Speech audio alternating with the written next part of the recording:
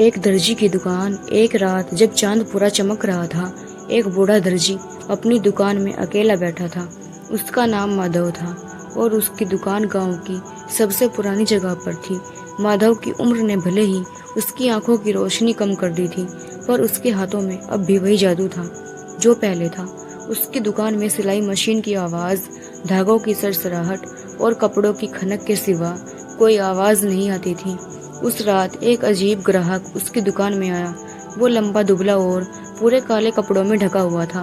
उसके चेहरे पर एक अजीब सी मुस्कान थी जो माधव को थोड़ी अटपटी लगी। ग्राहक ने एक पुराना फटा हुआ कपड़ा माधव के सामने रखा और उसे ठीक करने को कहा। कपड़ा इतना पुराना था कि उसके धागे लगभग गल चुके थे और उस पर अजीब अजीब निशान बने हुए थे जिन्हें माधव ने पहले कभी नहीं देखा था।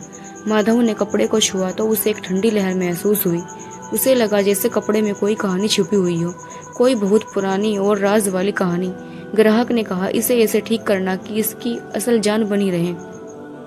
माधव ने सिर हिलाया और ग्राहक चला गया। सुबह वापस आने का वादा करके माधव ने पूरी रात उस कपड़े पर काम किया। जैसे जैसे वो सिलाई करता गया, उसे कपड़े से कुछ अजीब अजीब फुसफुसाहटें सुनाई देने लगी। कभी उसे किसी पुरानी लड़ाई की आवाज सुनाई देती, कभी किसी त्योहार की संगीत और कभी किसी बच्चे की हंसी। कपड़े पर बने निशान भी उसे जिंदा लगने लगे। उसे महसूस हुआ कि ये निशान सिर्फ बनावट नहीं, बल्कि किसी पुरानी भाषा के अक्षर हैं। सुबह होते होते माधव ने कपड़े को पूरी तरह से ठीक कर दिया। वो अब पहले से भी ज्यादा सुंदर लग रहा था और उसकी पुरानी चमक वापस आ गई थी। लेकिन माधव के मन में एक अजीब सी बेचैनी थी। उसे लग रहा था कि उसने सिर्फ एक कपड़े को ठीक नहीं किया, बल्कि किसी पुरानी दुनिया के दरवाजे खोल दिए हैं। जब ग्राहक सुबह आया तो उसकी मुस्कान और भी गहरी हो गई थी। उसने कपड़े को उठाया और उसे अपनी बाहों में भर लिया। धन्यवाद माधव, उसने कहा, तुमने सिर्फ मेरे कपड़े को ही नहीं बल्कि मेरी यादों को भी वापस लौटा दिया है। माधव ने हिम्मत करके पूछा, ये कपड़ा किसका है और ये निशान, इनका क्या मतलब है? ग्राहक ने गहरी सांस ली और कहा, ये कपड़ा समय का लिबास है माधव, और ये निशान है, ये उन सभी कहानियों के निशान है जो इस दुनिया में हुई है। हर धागा एक पल है, हर सिलवट एक घटना और हर निशान एक याद। तुमने इसे ठीक करके उन सभी कहानियों को फिर से जिंदा कर दिया है। इतना कहकर ग्राहक ने कपड़ा पहना और देखते ही देखते हवा में गायब हो गया, जैसे वो कभी था ही नहीं। माधव अपनी जगह पर चुपचाप खड़ा रहा।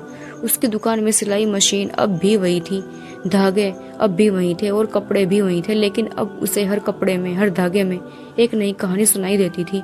उस दिन के बाद माधव सिर्फ दर्जी नहीं रहा, वो कहानियों का रखवाला बन गया। जब कोई ग्राहक उसके पास कपड़े सिलवाने आता तो माधव उन कपड़ों में छिपी कहानियों को महसूस करता, और जब वो उन्हें सिलता तो उसे लगता जैसे वो उन कहानियों को फिर से बुन रहा है, उन्हें एक नया जीवन दे रहा है। और इस तरह बूढ़े दर्जी की दुकान, जो कभी सिर्फ कपड़े सिलती थी, समय और कहानियों के मिलन का एक राज वाला ठिकाना बन गई।